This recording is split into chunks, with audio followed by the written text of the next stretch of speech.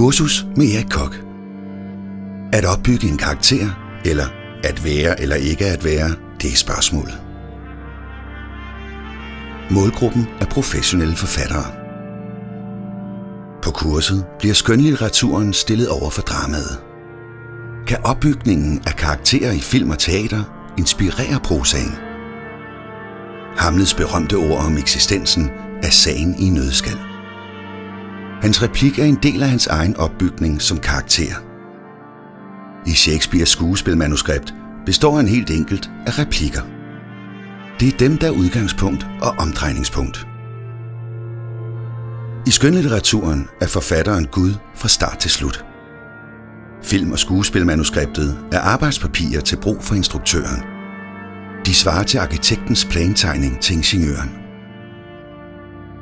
Kurset dykker ned i værktøjskassen for at se, hvordan dramaet bliver skruet sammen.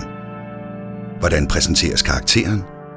Hvordan fastholder og udbygger man karakteren? Og hvad kan man for eksempel se ud af karakterens transformering fra prosa til manuskript? Der vil blive taget udgangspunkt i konkrete værker og manuskripter fra både dansk og udenlandsk skønlitteratur, teater og film, inklusive filmklip.